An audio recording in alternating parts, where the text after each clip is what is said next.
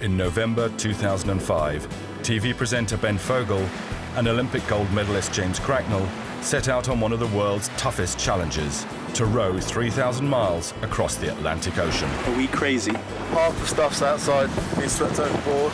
They would face the worst weather the Atlantic could throw at them. We've come too far to go back. Their only protection, a tiny 24-foot rowing boat. The crossing would take 2 months and see Ben and James push to their absolute limits. We're gasping. Lack of food, lack of sleep. We follow their epic voyage with exclusive footage that captures their life-changing journey. Antigua, here we come! As they go through hell and high water.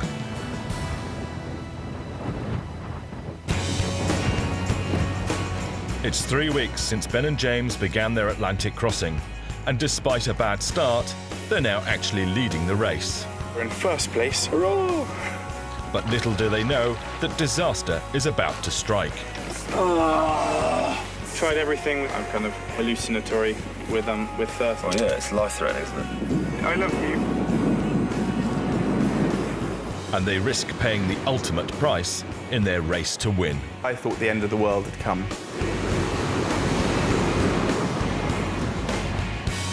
It's December, and Ben and James are making good progress. They're rowing in shifts so that the boat is constantly moving.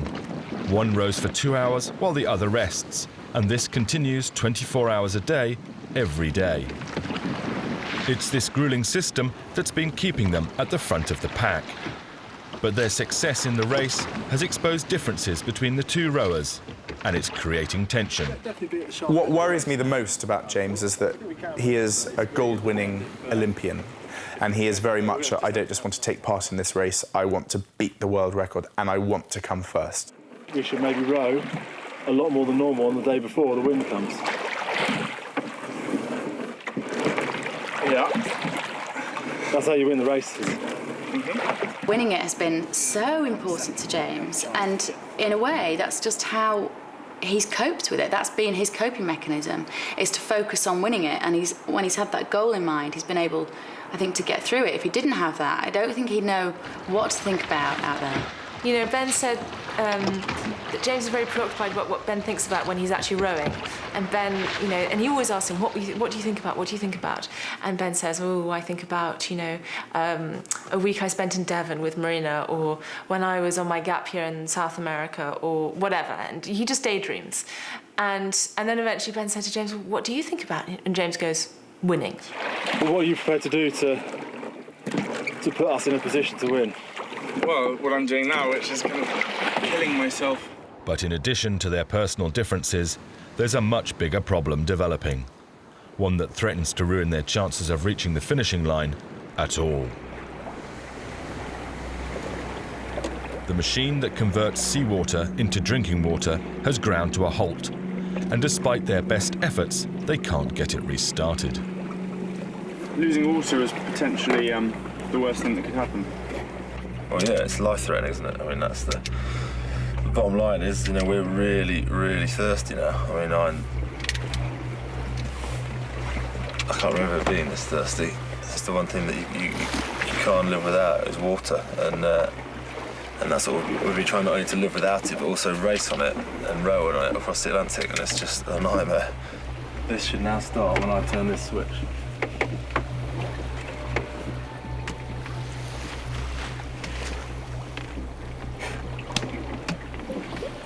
Nothing.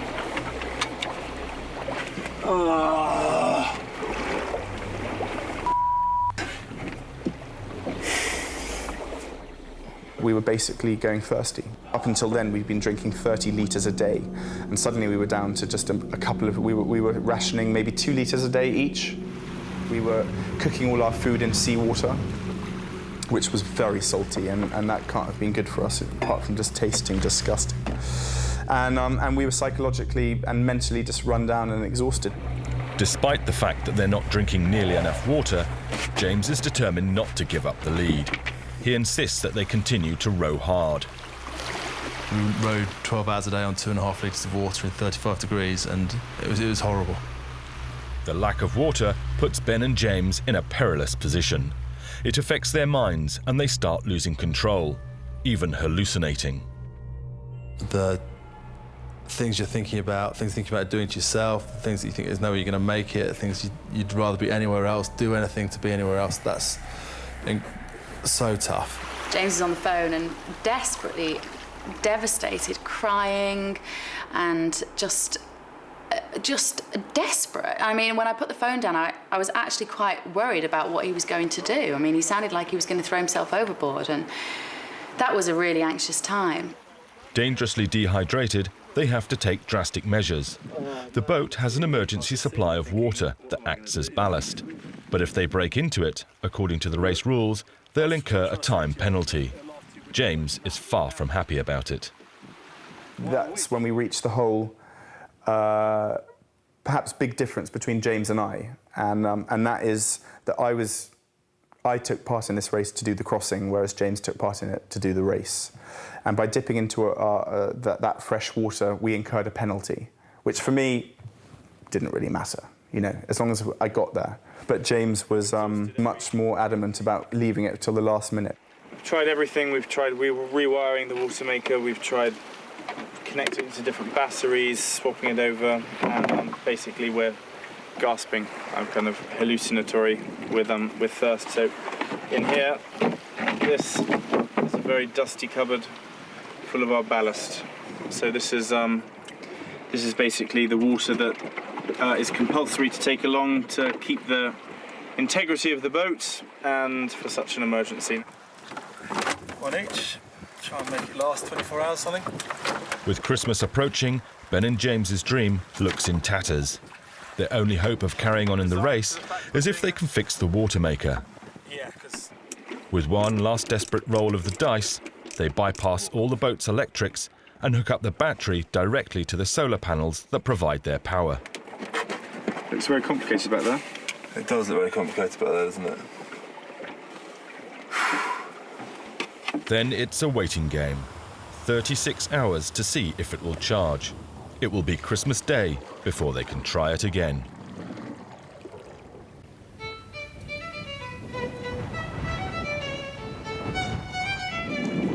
It's the strangest place I've ever spent Christmas. Middle of the Atlantic, you know, thousands of miles of ocean all around me. Kind of as far from home and family and friends as I could be. Unfortunately, with our electrics all down, the one thing we do still have is a little special charger for the phone.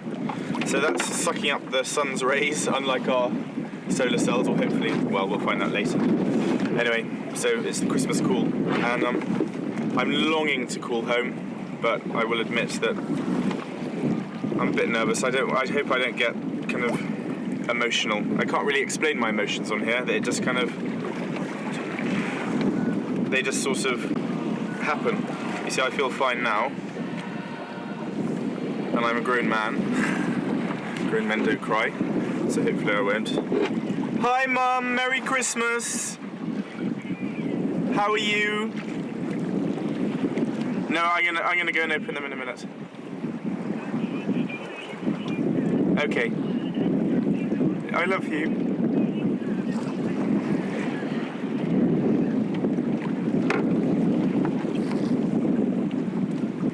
Hi, Dad. How are you? So. Okay. Yeah, no, it's fine. Yeah, no, it's good. It's good. How are you all there? Okay. Love you, Mum. Bye. Bye.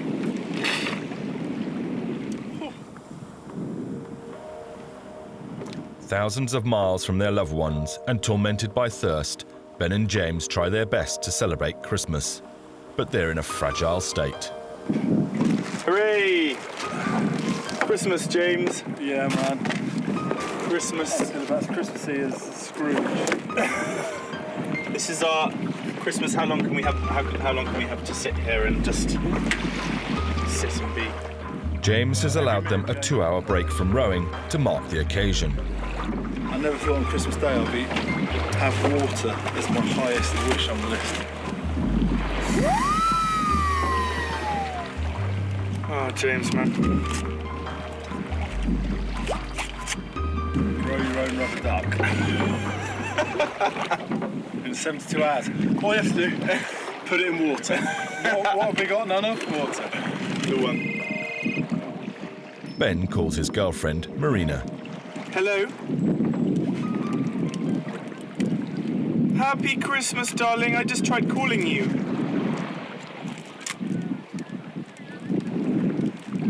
Oh, how are you? Okay. Yeah, it's good. Yeah, we have. I didn't expect the phone call on Christmas Day, and I just thought, oh my God, what's wrong? And it was when they didn't have any water, and Ben just, which is very rare for Ben, you know, he just said, I can't go on. So depressing, and I did my best to keep his hopes up, and I think they were slightly delirious from lack of water. Then it's James's turn to call his wife, Bev. How's the little soldier? He just sounded little out in the middle of the ocean, just sounded sort of small and tiny and helpless, and that's not a side of James you ever see. And to hear him cry so often, I mean, he's cried on most of the phone calls, sobbed, that's unheard of. You can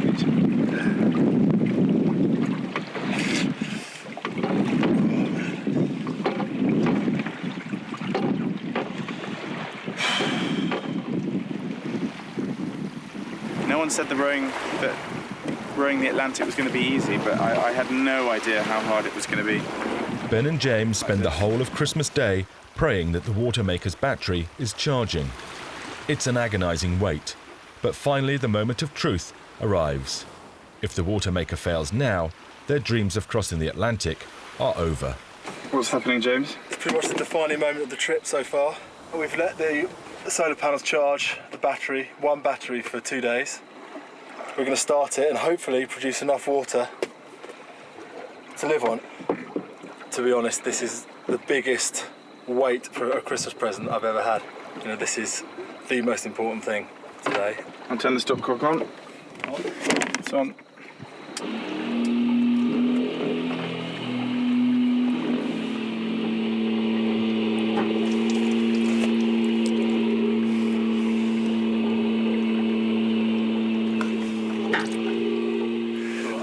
Christmas Day, there's really only one thing you can do to celebrate, and let's just go hunting.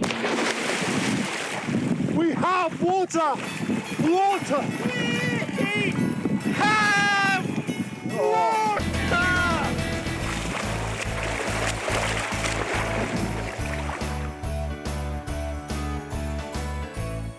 We were so happy. Oh, we were so happy. I just remember James just jumping into the water. And it suddenly seemed like Antigua was in our grasp again. I feel amazing! I want to get it all out of my system! We have water!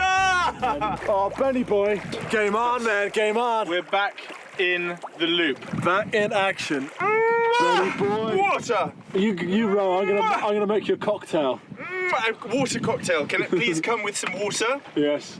With a little drop of water, and then a little drop of water on that. And topped off with an ice cube that we can't possibly have. No.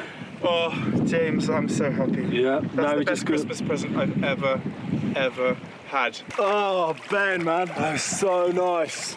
Stress relief. That's the best Christmas present ever. Despite all the festive cheer, James still has his eye on the prize. It may be Christmas Day, but that's no excuse for not rowing. Okay. I'm so happy. Back on your seat. Look at you, slave driver. Wait, you want to get to Antigua? I'm so happy. I'm so happy. Rowing, I'm so man. happy. We're winning the race still. Oh. Water, water, water. Water, water, water, water. With their thirsts well and truly quenched, the race begins again in earnest.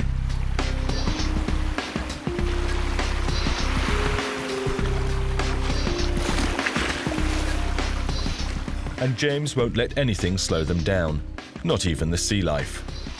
Tiny barnacles have attached themselves to the hull of the boat, and he's convinced they'll create drag in the water. Excuse the nappy rash.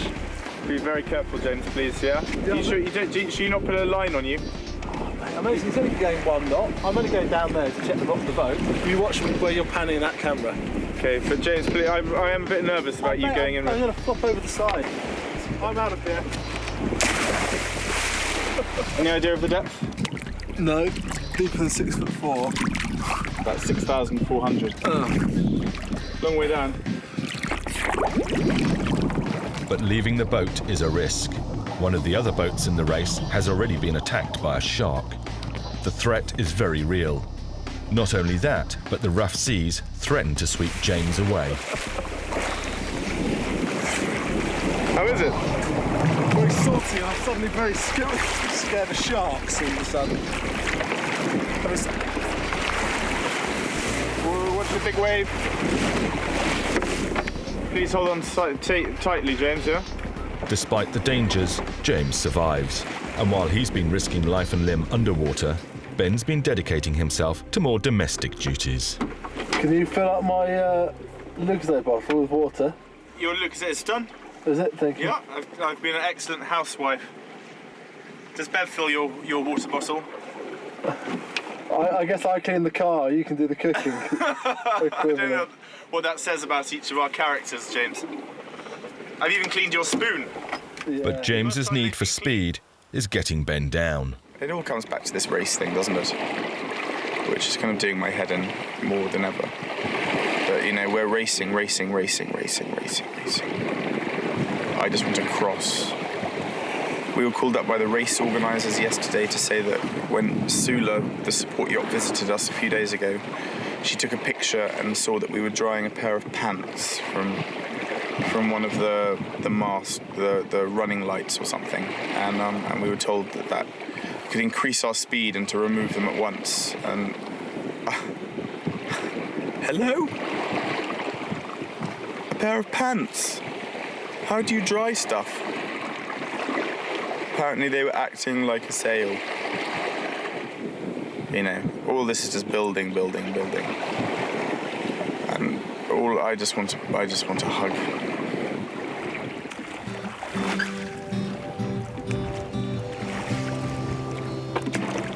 But there is the odd distraction from the race. They may be 1,500 miles from the nearest land, but they're not alone.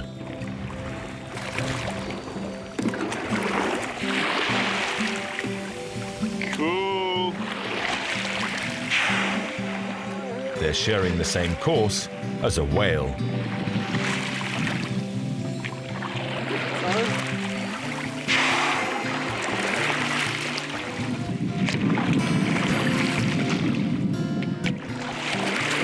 Can't buy that, Fogle. No, you can't, James. Not long lead now.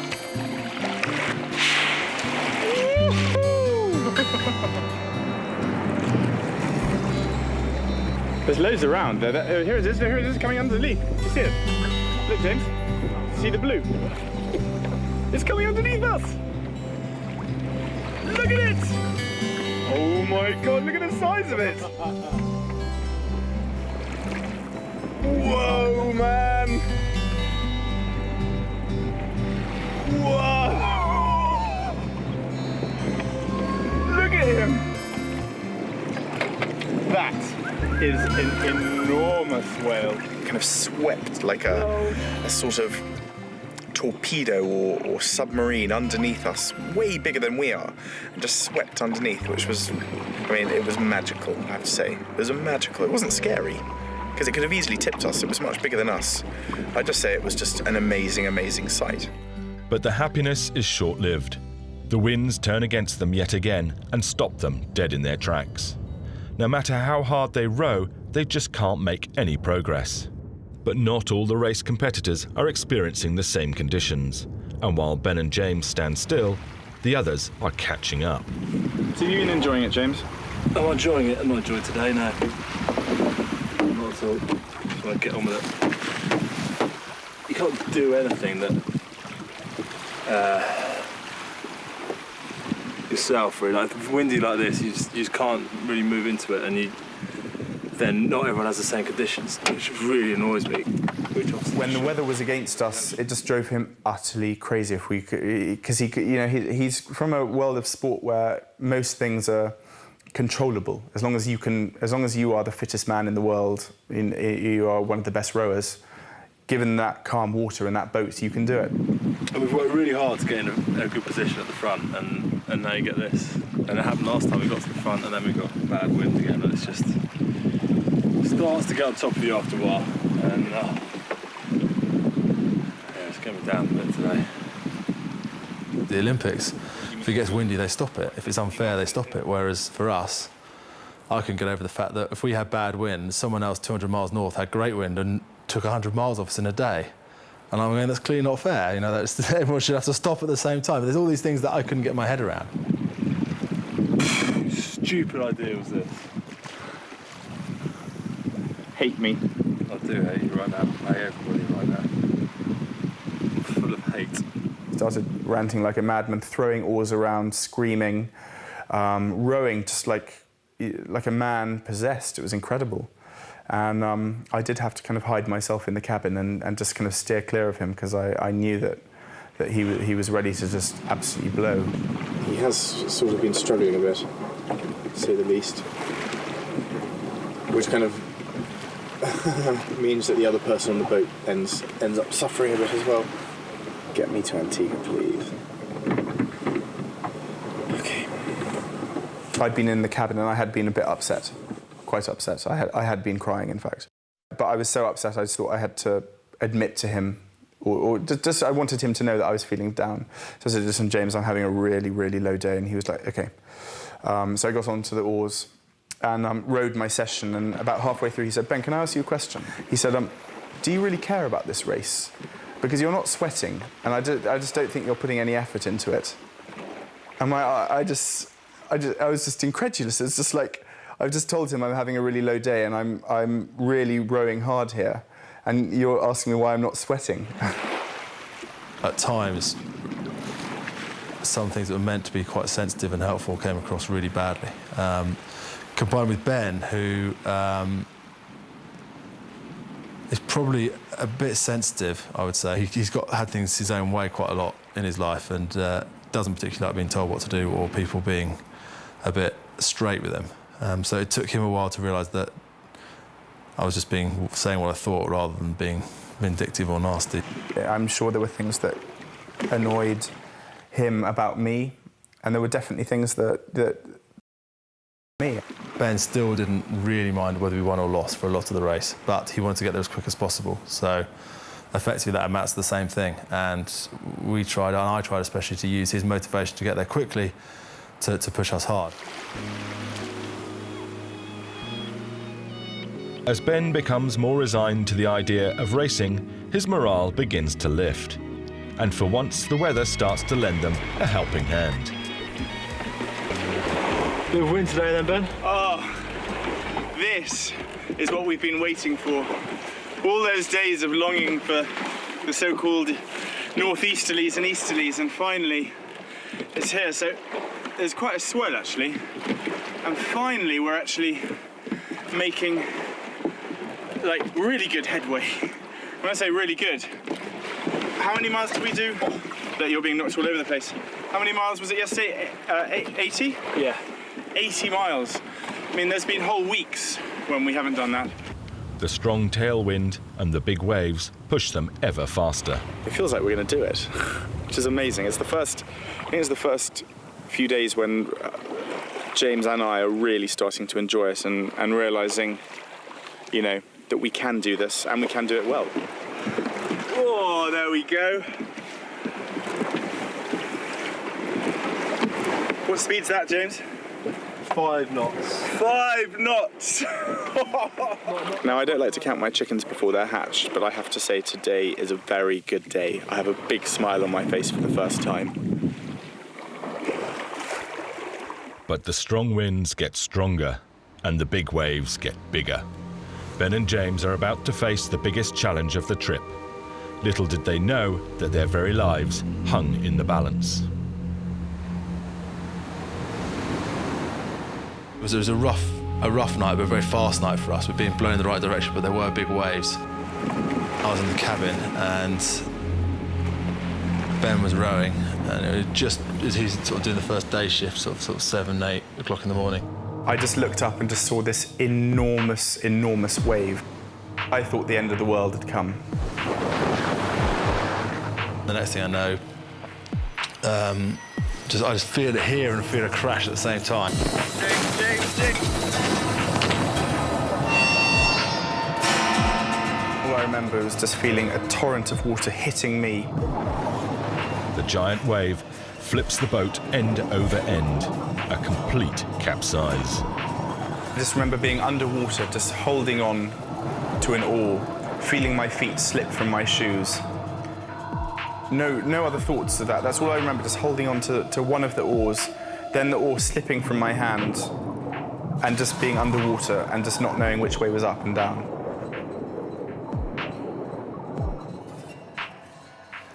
I kind of wake up with my face pressed against the skylight of the cabin, and I can hear loads of water coming in through the door. I burst out of the water, and there was the boat, capsized, a black hull just sticking out of the water. All I was thinking about was, where the hell is James? Why is he not up yet? Why is he not out of the cabin?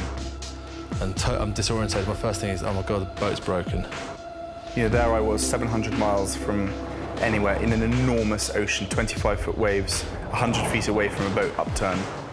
And I just went into shock there and then. I remember stumbling out to try and look for Ben, because I realised we'd been upside down, didn't know where he was, and I come out on deck, and all the stuff that's sat on our deck, water bottles, thermos flasks, our big water tank, all that was in the sea just drifting away, and no sign of Ben. And I was like, I grabbed the throwing line, I was shouting for him. I just saw James's face peering over, looking around, just like a rabbit. And I just said, I'm here.